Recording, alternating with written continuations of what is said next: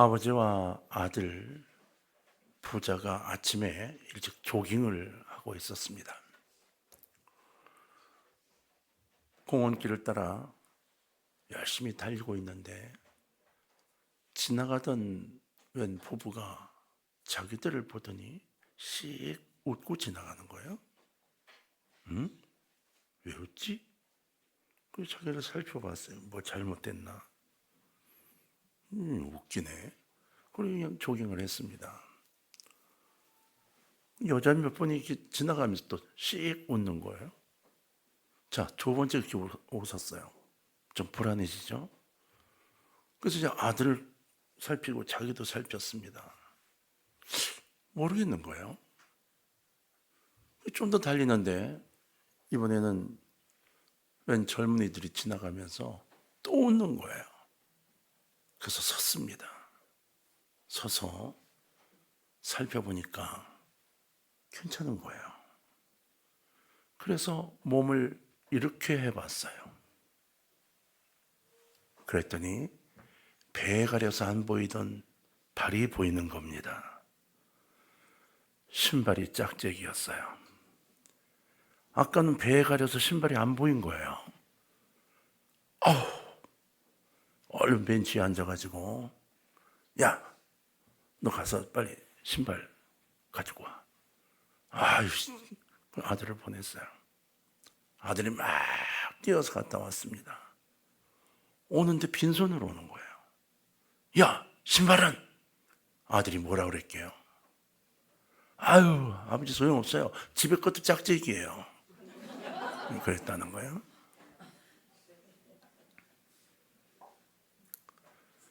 그냥 웃자 하는 얘기가 아닙니다. 여기에 생각의 전환이라는 부분을 이야기하고 싶은 거예요. 지금 여러분 이렇게 이야기를 했는데 와, 웃는 분이 있는가 하면 뭐가 이런 분이 있어요. 특히나 지금 이 이야기를 끝났는데도 아직 이해가 안 가는 분이 있어요. IQ가 높더라도 생각을 활발하게 움직이는 훈련이 약한 분들입니다. 어느 한쪽으로만 생각이 편중되어 있거나 심리적으로 불안해서 웃을 수 있는 여유가 없는 분이거나 그 생각을 포괄하여 간직하지 못하는 사람, 다시 말하면 위트나 유머의 부분에서는 굳어버린 생각을 소유하고 있는 사람이에요. 웃겨도 웃으면 안 된다는 생각의 고정관념을 갖고 있는 사람들, 바로 생각의 한계를 이야기하고 있는 겁니다. 여러분, 아담과 하와가 뱀의 유혹 앞에서 조금만 더 생각을 깊이 했다면 아마 유혹에 넘어가지 않았을 겁니다. 깊이 생각하는 것보다 이기적인 생각이 우선 앞섰기 때문에 그 절대적 생각을 넘어선 거예요. 그래서 결국 원죄의 시작은 불순종으로 이어지게 했던 굳어버린 생각이 발동이 되기 시작한 거죠. 실패하는 사람은 결국 생각의 범위가 성공할 수밖에 없는 사람보다 훨씬 적게 형성이 되어 있습니다. 성공한 사람은 굉장히 다양한 것을 굉장히 깊게 생각하고 준비합니다. 실패한 사람은 그렇게 생각하지 않습니다. 성공한 사람에게는 성공할 수밖에 없는 생각이 있는 거예요. 그런 의미에서 행복한 사람에게는 행복할 수밖에 없는 생각과 생각의 범위가 있습니다. 성경에는 생각에 관한 많은 이야기가 기록되어 있습니다.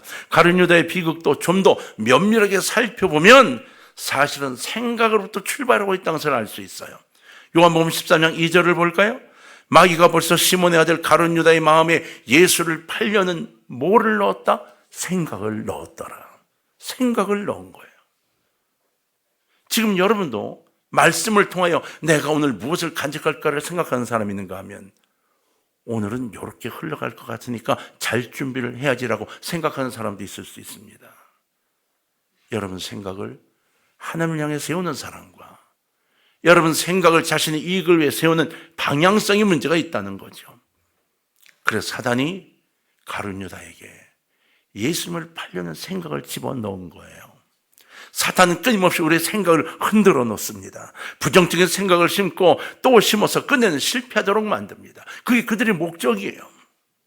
슬픔을 심어 기쁨을 빼앗고 좌절을 심어 절망에 빠지게 합니다. 원망을 심어서 사람들의 대인관계가 파괴되도록 만듭니다.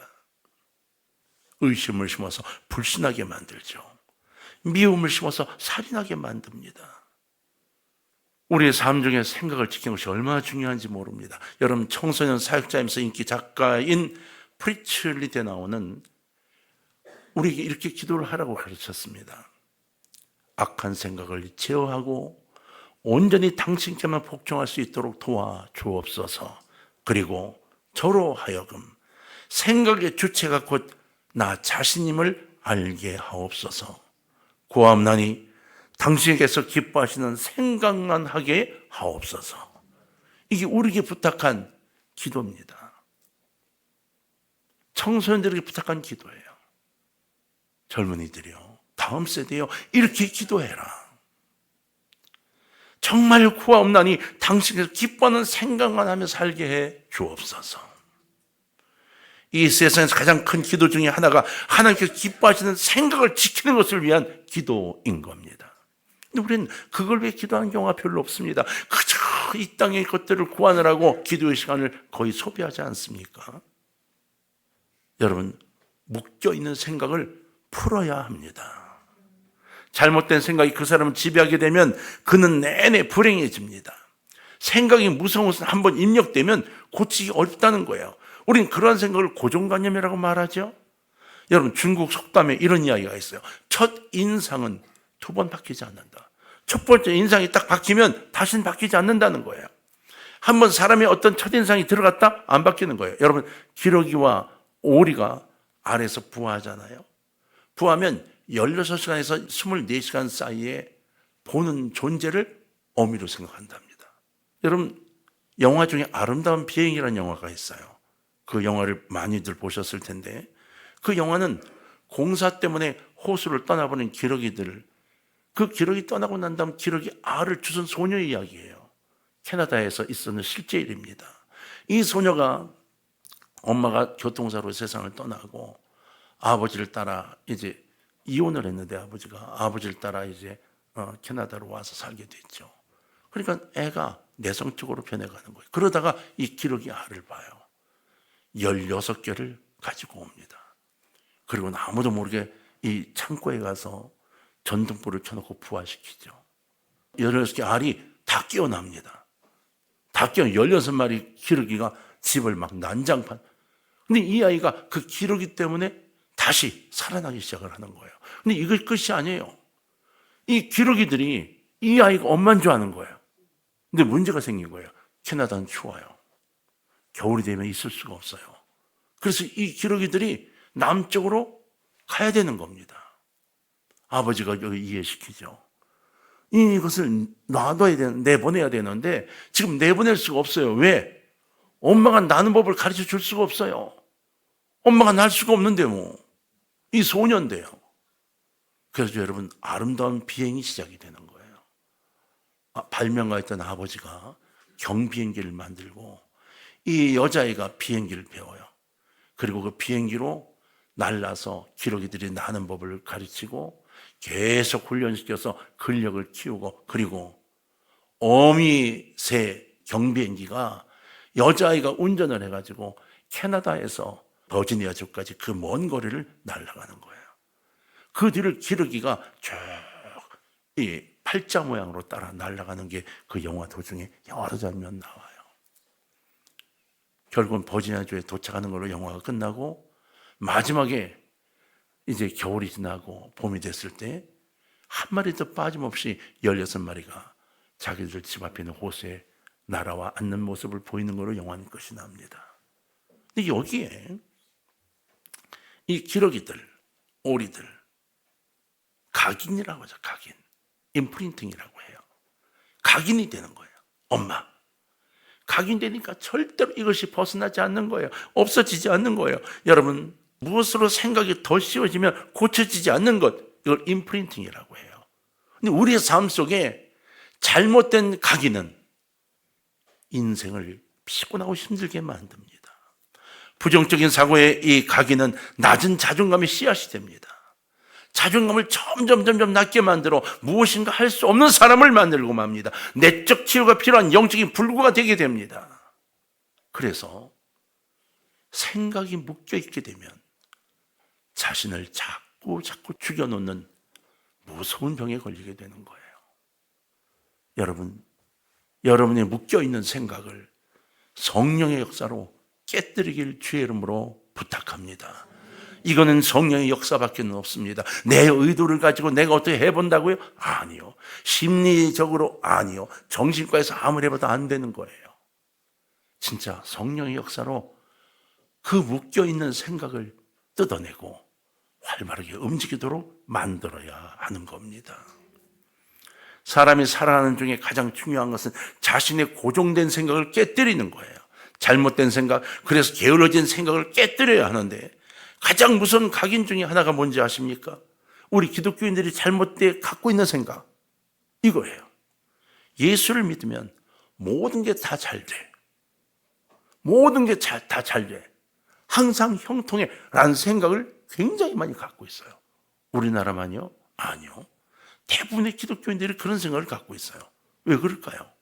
전도할 때 교회 나오면 만사형통해요 라고 전도했기 때문이고, 우리가 자꾸 이야기하면서 교회 나오면 모든 게 잘 된다고 이야기를 했기 때문이에요. 그러다 보니까 너나 할 것 없이 그렇게 생각을 해요. 이게 왜 문제가 되는가? 여러분, 어려움이 찾아오잖아요. 이겨낼 이 힘을 갖지 못하고 그냥 이 어려움이 하나님에 의해서 정리되기를 기다리는 것만 남아있죠. 그러다 보니까 인생에 먹구름이 끼기 시작하면 하나님을 도무지 믿을 수가 없게 되는 거예요. 그래서 하나님을 원망하지요. 인생을 저주합니다. 핑계거리를 찾아갑니다. 그래서 자꾸만 남의 탓을 하게 돼요. 내 문제, 내가 그 생각의 변화를 꾀하는 게 아니라 남의 탓까지 자꾸 하기 때문에 하나님을 탓하게 돼요. 그리고 하나님을 떠나버립니다. 여러분, 전도서 7장 14절은 우리에게 이렇게 말하죠. 오늘 본문입니다. 다 같이 다시 한번 읽겠습니다. 시작. 형통한 날에는 기뻐하고 곤고한 날에는 되돌아보아라. 이 두 가지를 하나님이 병행하게 하사 사람이 그의 장래일을 등이 헤아려 알지 못하게 하셨느니라. 아멘. 여러분, 우리의 앞날이 탄탄대로가 펼쳐지거든, 우리 앞길이 훤히 뚫리거든, 그리고 우리 길이 생각대로 잘 풀리거든 주저 말고 기뻐하십시오. 하나님의 축복입니다. 감사하고 기뻐하고 찬양하십시오. 전도서 8장 15절 이렇게 되어 있습니다. 이에 내가 희락을 칭찬하노니 이는 사람이 먹고 마시고 즐거워하는 것보다 해 아래에서 나온 것이 없습니다. 하나님이 사람으로 해 아래에서 살게 하신 날 동안 수고하는 중에 이것이 항상 함께 있을 것이니라. 전도서는 거듭 말하고 있어요. 내가 희락을 칭찬한다. 여러분, 즐거워하고 기뻐하는 걸 하나님이 칭찬하신대요. 좋아하시고 기뻐하시고 여러분 찬양하시길 주의 이름으로 축원합니다. 여러분, 하나님 우리 인생들에게 기쁨을 주셨어요. 기쁨과 감사, 이 말은 결국 행복이라는 단어죠. 그죠? 행복한 사람은 기쁨과 감사가 충만합니다. 기뻐지고 아주 아름다운 삶을 살아가게 돼요. 하나님 만약 우리 길을 형통하게 하셨다면 정말 주저하지 말고 기뻐해야 합니다. 한 걸음 한 걸음마다 기뻐해야 돼요. 몰아서 기뻐하지 말고 순간순간 기뻐해야 합니다. 전도서 7장 14절에 이러한 기쁨과 행복을 알고 또 하나의 가르침이 있죠. 바로 곤고한 날에는 되돌아보아라 라고 말하고 있어요. 옛날 성경에는 곤고한 날에는 생각하라 이렇게 되어 있습니다. 이 뒤돌아본다는 것, 되돌아본다는 것이 바로 다시 생각해보고 생각해보라는 이야기죠. 우리 그냥 형통함만이 아니라 곤고함이 함께 있어요. 우리 인생은 항상 그래요. 왜 우리가 행복한 날만이 아니라 곤고한 날도 함께 존재하는 걸까요? 왜 우리의 삶이 절망의 나락에 빠지게 될까요? 왜 힘든 일이 생길까요? 우리의 앞길이 캄캄하게 여겨질 때가 왜 생길까요? 왜 우리의 계획대로 풀리지 않을 때가 있고, 왜 우리의 자녀들이 이야기하는 대로 하지 않아서 힘들어진다고 웃는 모습을 보여주게 될까요? 그래서 왜 아이들 때문에 고통받게 만들까요?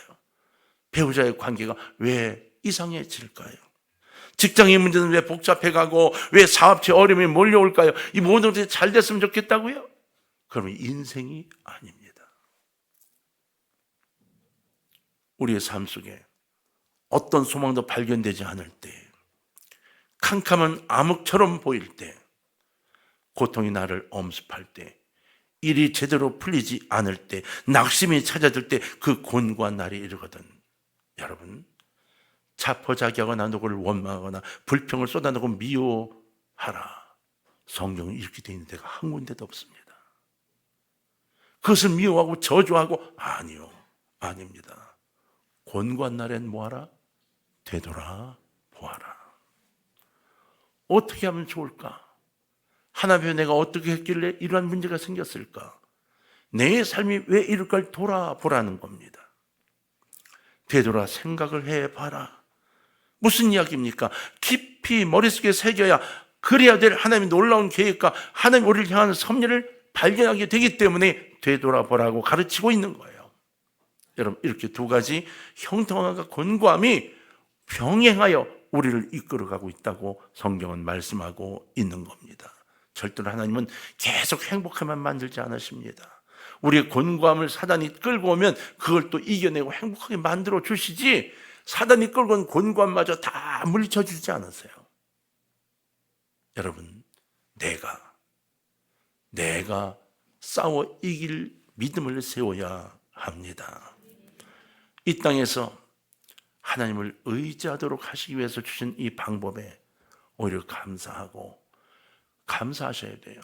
만약 이런 일이 없으면 하나님 의지하지 않습니다.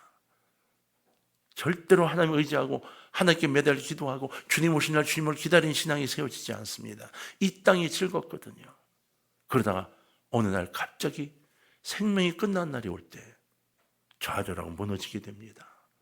지옥을 향해 가게 되거든요. 여러분, 영국에서 미국으로 항해하던 여객선이 하나 있었습니다.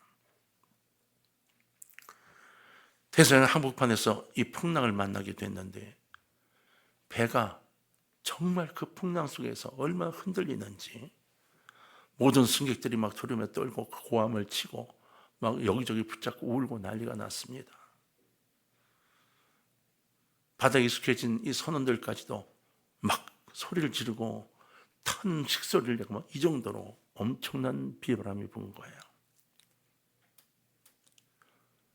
어떤 사람들은 견디다 못해서 하나님을 찾고 각자 믿는 신을 찾고 막 복잡해졌죠.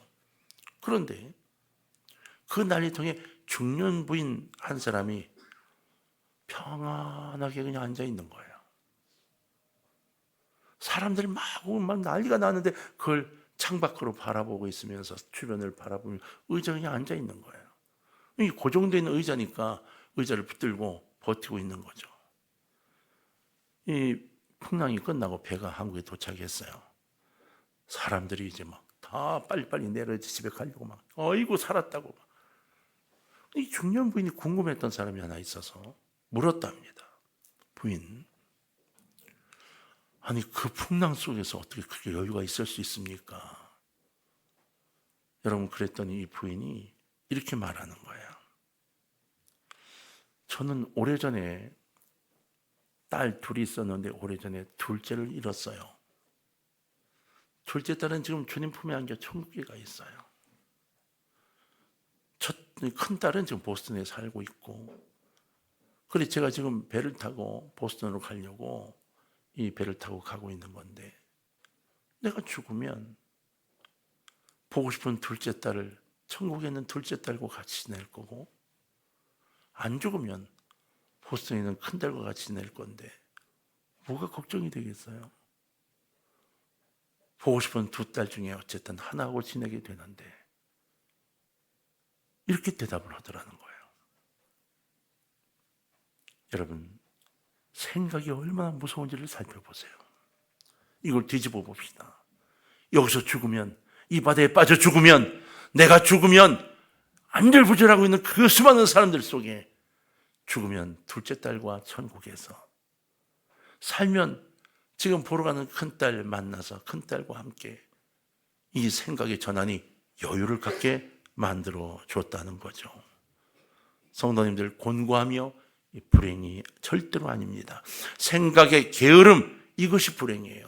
묶여있는 생각이 게으름이에요. 생각하지 않는 게 이게 불행이에요. 주님 앞에서 주님께 주신 지혜를 갖게 되고 또 기쁜 생각을 하게 되고 이것이 우리 오해를 평화로 이끈다고 성경은 말하고 있습니다. 하나님은요, 자꾸 생각을 하도록 우리를 독려하셔요. 나를 생각해라. 내가 너의 준 말씀을 상고하고 생각해. 그래서 여러분, 큐티가 참 중요한 거예요. 주의 말씀을 또 새기니까. 여러분, 부탁이 있어요. 양지만을 즐기려고 하지 마세요. 버킷리스트라는 그 단어에 속지 마세요. 세상의 버킷리스트를 만들고 그걸 쫓아다니지 마세요. 그러다가 영적으로 무너지면서 완전히 무너져 버릴 수도 있습니다.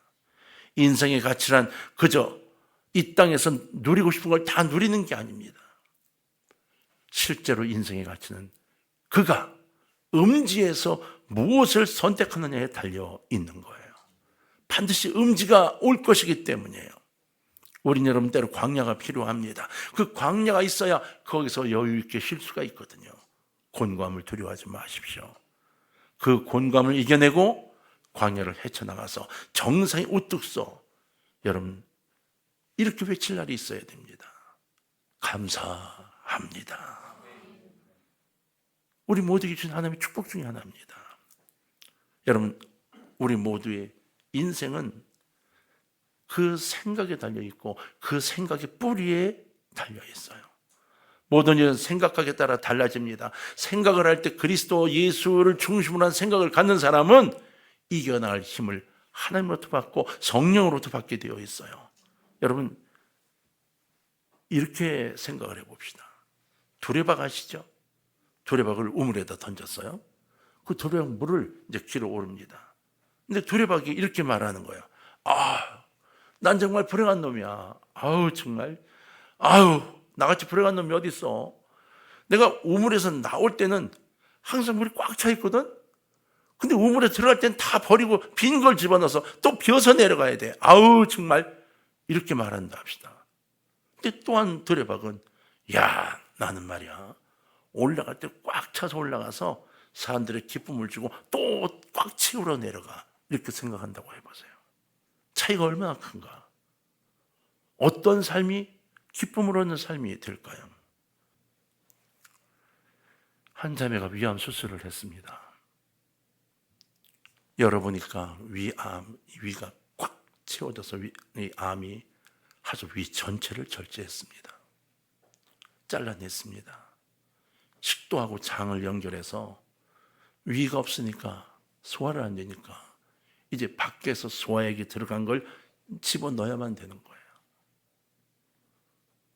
수술을 마치고 누워있던 이 자매가 마음이 아파오고 눈물이 났는데 가만히 기도하다가 갑자기 그 힘든데도 침상 옆으로 내려 무릎 꿇고 앉더라는 거예요. 그런 옆에 환자들이 들을 수 있을 만한 목소리로 이렇게 기도를 하더래요. 하나님, 감사해요. 이제 앞으로 내 평생 동안 위암은 걸릴 일이 없네요. 너무 고마워요. 이렇게 기도를 하더라는 겁니다.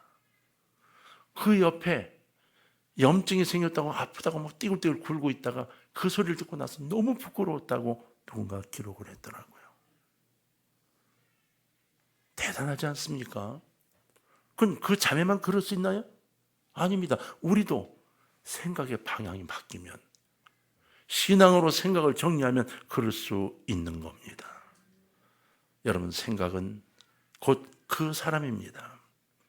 영국 유명 철학 작가이자 자기개발 분야의 선구자였던 제임스 알렌은 이렇게 말했어요. 현재 당신의 모습은 당신의 과거의 생각의 결과이며 미래의 당신의 모습은 당신의 현재 생각의 결과다. 기독교적인 이야기는 아니지만 이 이야기가 갖다주는 의미가 있어요. 지금 내가 어떻게 생각하고 어떻게 살아갈까가 앞으로 5년, 10년 뒤에 나의 모습일 거라는 거예요. 성도 여러분, 무슨 생각을 품고 사십니까? 불행한 생각은 결코 불행을 낳습니다. 지위가 행복을 보장해 준 일이 절대로 없습니다. 명예도 아닙니다. 여러분, 재물도 나를 행복하게 해주지 못합니다. 잠깐 우리 행복을 줄지 모르지만 참 행복이 아닙니다. 주님 안에서 행복하기로 결심하시기를 주의 이름으로 부탁해요. 이제 선택하십시오. 성령의 충만하심으로 성령님께서 주관하시는 생각을 품으며 좋은 습관을 만드실 것인지, 아니면 늘 일이야 만보 그냥 내려놓고 살아가고 그저 한 끼 배부르게 먹으면 이거로 만족하는 생각에 적셔서 살아갈 것인지를 결정해야 되는 겁니다. 여러분, 이 한마디를 꼭 기억해 주세요.